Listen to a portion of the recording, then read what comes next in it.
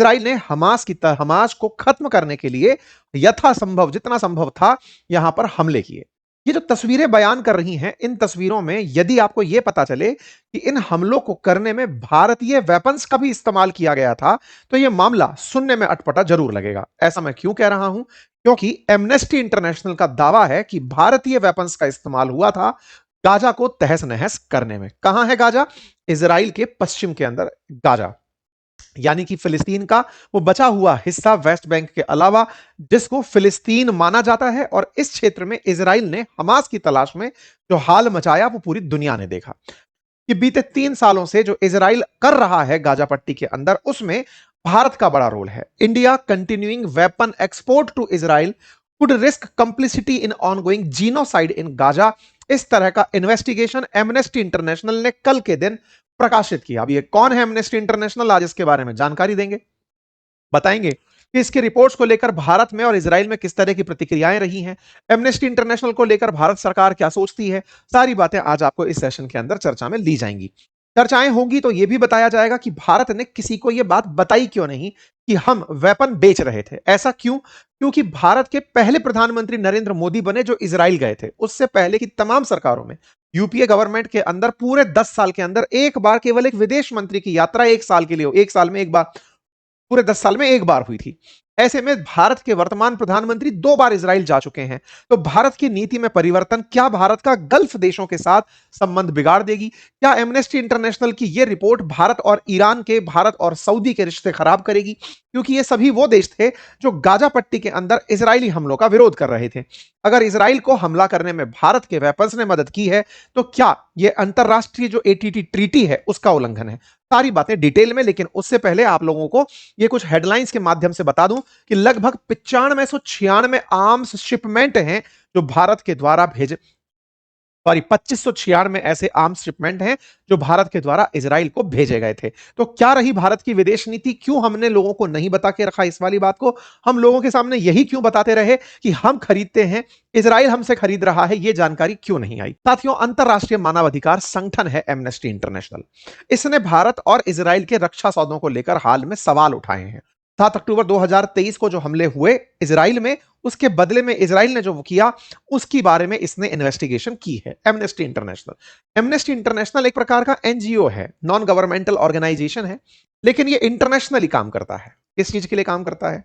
मानव अधिकारों के लिए काम करता है, ह्यूमन राइट्स के लिए। ह्यूमन राइट्स के लिए काम करने वाला ये एनजीओ यूके बेस्ड है, लंदन से इसकी शुरुआत हुई थी। आज दुनिया भर में इसका कार्य क्षेत्र है। इसे एक बार नोबेल शांति पुरस्कार से भी सम्मानित किया जा चुका है 1977 के अंदर। यह काम क्या करता है? इसका मोटो क्या है? इसका कहना है कि अंधेरे को कोसने से बेहतर है कि आप वहां मोमबत्ती जलाएं। इसीलिए इसने कुछ इस प्रकार का अपना लोगो भी रखा हुआ है कि अगर बेड़ियां लगी हैं तो उसमें आप अंधेरे को काटते हुए मोमबत्ती जलाएं। ये उन लोगों के लिए मुख्यतः से सवाल उठाता है, उनके लिए संघर्ष करता है, मुकदमे जाकर कोर्ट्स में लड़ता है, जहां इन्हें लगता है कि किसी व्यक्ति को अपने विचार बताने के चलते जेल में डाल दिया गया हो। तो ऐसे लोगों की मदद करने के लिए एमनेस्टी इंटरनेशनल दुनिया भर में मुकदमे भी लड़ते हुए घूमता है। इसी कारण से 1977 का मानवीय गरिमा की रक्षा के लिए इसे नोबेल शांति पुरस्कार दिया जा चुका है। इसके प्रमुख जो कार्य क्षेत्र हैं, उन कार्य क्षेत्रों में मृत्यु दंड को हटवाना, शरणार्थियों की रक्षा करना, प्रताड़ना को रोकना, कुछ इस प्रकार के इसके अंदर मोटिव्स हैं। इस एमनेस्टी इंटरनेशनल ने अपनी स्वतंत्र जांच में यह पाया कि गाजा के अंदर, 30 जुलाई की रिपोर्ट है ये, कि गाजा में सप्लाई होने में जो आम सप्लाई हो रहे थे, गोला बारूद जो सप्लाई हो रहा था, मिलिट्री कंपोनेंट जो सप्लाई हो रहे थे, उसमें भारत सरकार का कंट्रीब्यूशन था। अब यह बात क्यों लाई गई है, इसका भी मकसद समझिए। देखिए, भारत अंतरराष्ट्रीय स्तर पर इजराइल और पैलेस्टाइन की प्रॉब्लम का 2 स्टेट सॉल्यूशन का पैरवी करता रहा है। हमेशा भारत यह कहता रहा है कि इजराइल और पैलेस्टाइन को कोएग्जिस्ट करना चाहिए, जबकि गल्फ के अधिकतम देश यह मानते हैं, विशेष रूप से मुस्लिम पूरा वर्ल्ड यह मानता है कि केवल पैलेस्टाइन को होना चाहिए। इजराइल यह मानता है कि केवल इजराइल को होना चाहिए। इवन ट्रंप यह मानते हैं कि केवल इजराइल को होना चाहिए।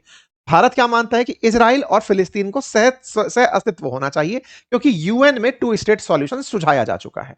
तो ऐसे में अब अगर आपको यह पता चले कि 2 देश पैलेस्टाइन और इजराइल लड़ रहे थे और भारत इजराइल को वेपन दे रहा था लड़ने के लिए, जबकि दोनों ही देशों के साथ भारत के अच्छे संबंध हैं, तो क्या भारत के गाजा के साथ अच्छे संबंध हैं? नहीं।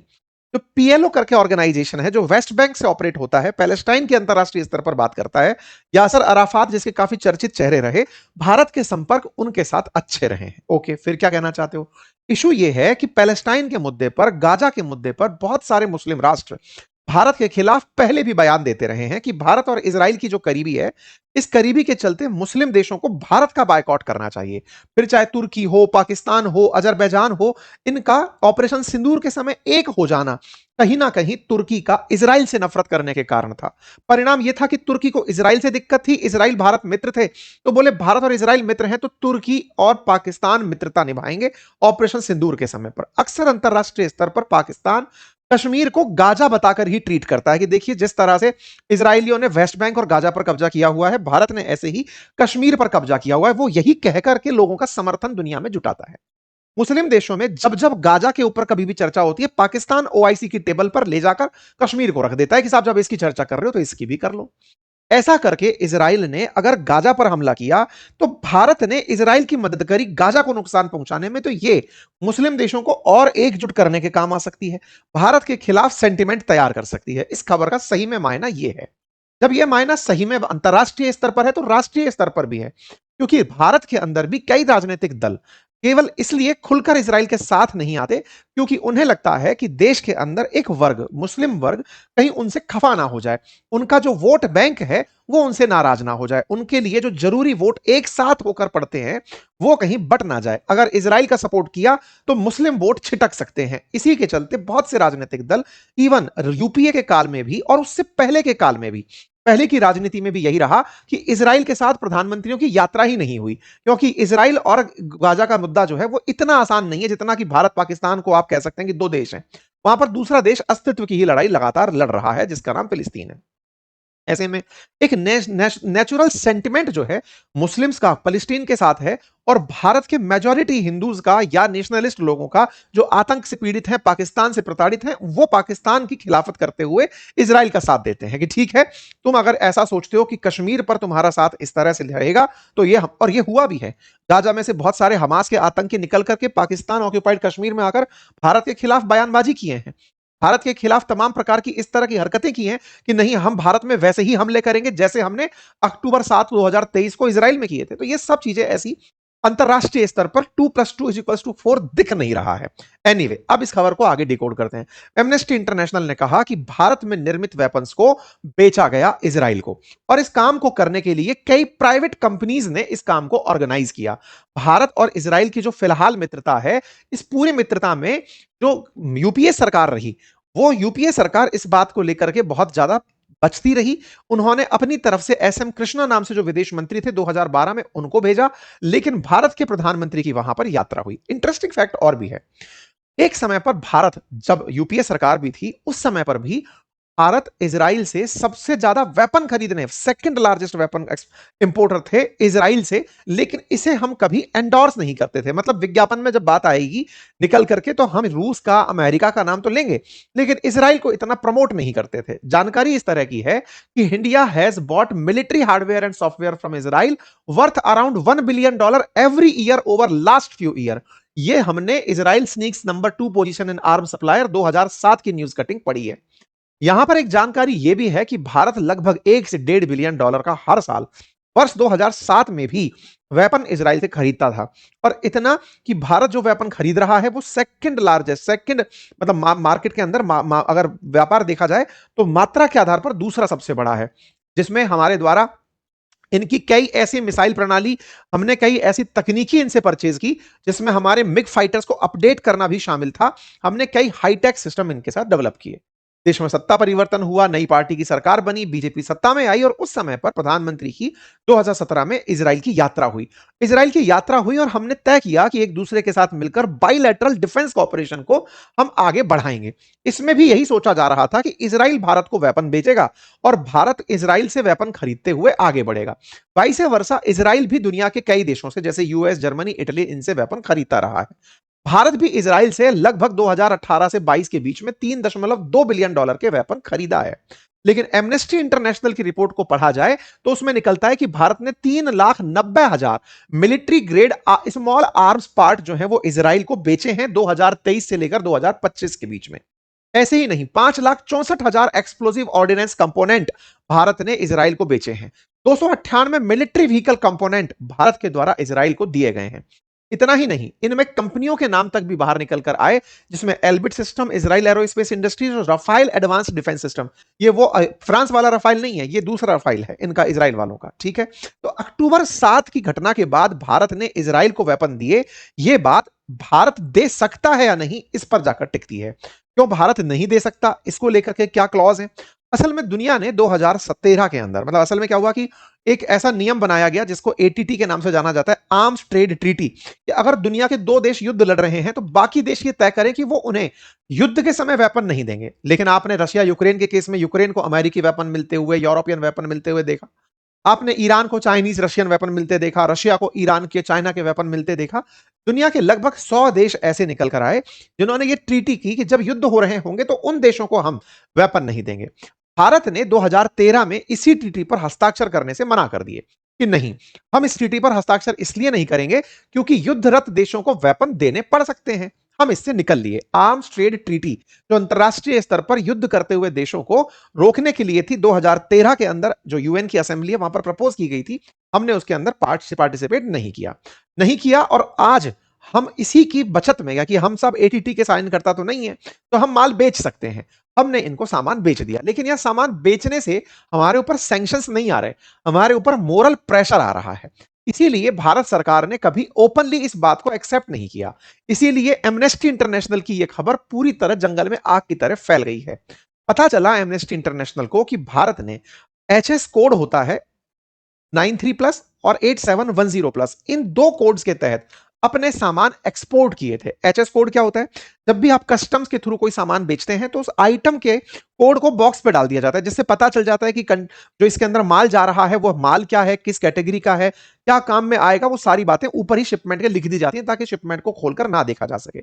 एमनेस्टी इंटरनेशनल ने उन्हीं शिपमेंट्स को ट्रैक करते हुए लगभग 2600 ऐसे शिपमेंट ऑफ आर्म्स और पार्ट्स और एम्यूनिशन बाहर निकाले, जिससे पता चला कि 7 अक्टूबर 23 से लेकर 30 नवंबर 25 तक भारत ने इनके साथ में व्यापार किया है। जब और गहराई तक अंदर जाया गया तो पता चला कि भारत ने पीएलआर सिस्टम प्राइवेट लिमिटेड नाम की company, Adani defence and aerospace company और Indo MIM private limited, Kalyani system private limited, munition India limited, alpha एल्स defence and aerospace system private limited, इन कंपनियों की मदद से, जो प्राइवेट कंपनीज हैं, इनकी मदद से माल एक्सपोर्ट किया है। यानी डिफेंस के अंदर भारत की प्राइवेट कंपनीज ने बढ़ चढ़ के पार्टिसिपेट किया, लेकिन भारत सरकार उसमें फ्रंट फेस बनकर नहीं आई, प्राइवेट तरीके से चलता रहा। जैसे ही एमनेस्टी ने यह खबर बाहर निकाली, अंतरराष्ट्रीय स्तर पर यह चर्चा का विषय बन गई। अल जजीरा लिखता है कि India continues to supply arms to Israel despite a substantial risk of them being used in the ongoing genocide against Palestinians। Weapon भेजते रहे जबकि यह पता था कि इनका इस्तेमाल जो मास में नरसंहार किया जा रहा है गाजा के अंदर, वहां हो सकता है। By the way, amnesty international और अल जजीरा दोनों ही इजराइल में बैन है। और तो और ऐसे ही तुर्की का न्यूज चैनल टीआरटी वर्ल्ड, वो भी इसे ऐसे ही उठाता है। अंतरराष्ट्रीय स्तर पर पाकिस्तान के द्वारा भी इस खबर को हाथों हाथ उठा लिया जाता है कि देखो भारत ऐसा किया था। ये कुछ पाकिस्तानी पत्रकारों के नाम हैं, साजिया खान जैसे, जो इस मामले को उठा करके अब चल रहे हैं। हालांकि पाकिस्तान खुद इस समय पाकिस्तान ऑक्यूपाइड कश्मीर में बड़ी संख्या में लोगों को मार रहा है, जिसको खुद अंतरराष्ट्रीय मीडिया कवर कर रही है। बट कोई नहीं, फिलहाल इन लोगों की चर्चाएं इस बात पर चल रही है और भारत में भी अब यह चर्चा होना शुरू हो गई है कि भारत सरकार ने यह बताया क्यों नहीं। अब आते हैं एमनेस्टी इंटरनेशनल के ऊपर। हमारा क्या लेना देना है एमनेस्टी इंटरनेशनल के साथ? असल में इसके ऊपर एक मीम बड़ा सही बैठता है और वो ये है कि बोलने दे, तकलीफ हुई है बेचारे को। ऐसा क्यों? असल में जब से एनडीए सरकार बनी है तब से एमनेस्टी इंटरनेशनल पर कई बार मानवाधिकार के नाम पर जांच बिठाई गई है। ये साहब मानवाधिकार के नाम पर अंतरराष्ट्रीय स्तर पर फंड लेकर आते हैं और भारत के अंदर दंगे भड़कवाते हैं। ऐसे में भारत ने जो एफसीआरए एक्ट, जिस पर मैंने 2 दिन पहले ही सेशन किया था, उस एफसीआरए एक्ट के आने से पहले ही, एफसीआरए एक्ट में जो अभी अमेंडमेंट्स आए उसके पहले ही एमनेस्टी का काम भारत में बंद करा रखा है। यानी कि ये भारत में काम नहीं कर पाती। तो इजराइल हुआ, रशिया हुआ, भारत हुआ, यहां पर एमनेस्टी का काम बंद हो चुका है। मतलब इनका एनजीओ यहां काम नहीं कर पाता, पहले करता था। हमने आज से 3 दिन पहले जो आपको एफसीआरए के ऊपर एक डिटेल सेशन किया था, उसमें भी आपको इसकी जानकारी हमने दी थी। एमनेस्टी खुद 17 जुलाई को इस तरह का कवर पेज लगाई है खुद के उस पर कि stop targeting NGOs and institutions. ये जो लोग आपको विपक्ष के दिखाई दे रहे हैं, ये विपक्ष के लोगों के द्वारा एनजीओज और इंस्टीट्यूशंस को टारगेट करने की खबर उसने खुद हेडलाइन बनाई कि हमारे देश के अंदर यानी भारत में एनजीओज को टारगेट किया जा रहा है। अंतरराष्ट्रीय स्तर पर यह खबर लेकर के ये दुनिया में घूमता है। भारत में बैन है, इजराइल में बैन है, रशिया में बैन है। क्यों बैन है? क्योंकि ये इस तरह के मामलों में, जिसमें मैंने आपसे अभी कहा कि विचार रखने की आजादी के ऊपर अगर किसी को जेल में भर दिया गया है तो उनके लिए मानवाधिकार संबंधी मामले के नाम पर यह फंडिंग का जो दुरुपयोग करता है, एफसीआरए में उन्हें प्रतिबंधित किया हुआ है। भारत चूंकि यूएन के अंदर टू स्टेट सॉल्यूशन का पक्षधर है और भारत का विदेश मंत्रालय खुद कई बार यूएन के अंदर भी यह बात बोला है कि हम गाजा के लोगों के समर्थक हैं और गाजा में जो हुआ, express concern over loss of civilian lives, हम अस्पताल निर्माण के लिए और मतलब यहां पर जो वायलेशंस हुए हैं उनके लिए, उनके खिलाफ बोलते हैं। भारत सरकार ने खुद ने कई बार इस पर बयान दिए हैं। हालांकि भारत ने यह फैसला कि वो इजराइल को वेपन देगा, इसे पब्लिक नहीं किया। ये कई सवाल खड़े करेगा। सवाल के साथ साथ रशिया के साथ भी संबंध बिगाड़ सकता है, क्योंकि रशिया ने भी भारत से वेपन्स की आस्क की थी। ये रिपोर्ट्स हैं, लेकिन भारत ने उसे पब्लिक में नहीं आने दिया। हो सकता है कि भारत ने रशिया को भी वेपन्स भेजे हों, उनकी खबर बाहर अब तक ना निकली हो। लेकिन एमनेस्टी इंटरनेशनल ने जो खबर निकाली, इसका भारत के अंतरराष्ट्रीय परिप्रेक्ष्य पर क्या असर पड़ेगा, यह एक निश्चित ही विचारणीय तथ्य निकल कर आया है। ठीक है साहब, यह था कंप्लीट अपडेट। उम्मीद करते हैं कि जानकारी पसंद आई होगी। जानकारी पसंद आई हो तो साथियों से साझा करें। चैनल पर नए हैं तो सब्सक्राइब कर दें, अपने साथियों के साथ इसे अवश्य साझा करें। सब्सक्राइब करना याद दिलाना पड़ रहा है, आपसे गुजारिश है कि उसमें कोई खर्चा नहीं है, बस जाके क्लिक करना है। हमारा बूस्ट नॉलेज का, हमारे साथ साथ कॉन्फिडेंस का, ये एक साथ होने लगता है कि आपने हमें पसंद किया है। धन्यवाद।